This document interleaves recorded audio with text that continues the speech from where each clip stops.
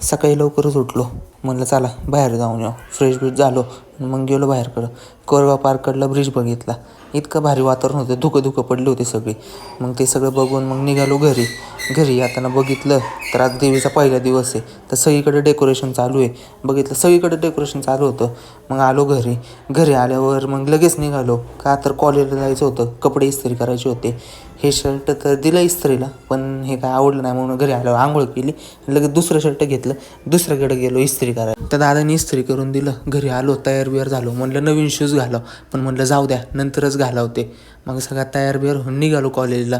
कॉलेजचं पहिलं ट्रॅफिक लागलंच. अशी रेसिंग लावली दादाने जसं की मॅरेथॉनमध्येच पळतात. मग आलो कॉलेजमध्ये तर लवकरच आलो, पण मॅडमच आल्या नाही. मग जाऊ दे, मॅडम आल्या, लेक्चर चालू झालं. मग लेक्चर संपलं, चैतन्य मी खाली आलो. मग सगळे मित्र थांबले होते. मग निघालो घरी. जाऊ द्या म्हणलं, लेक्चर तर संपलं आहे तसं. मग खडकीमध्ये थांबलो होतो मित्र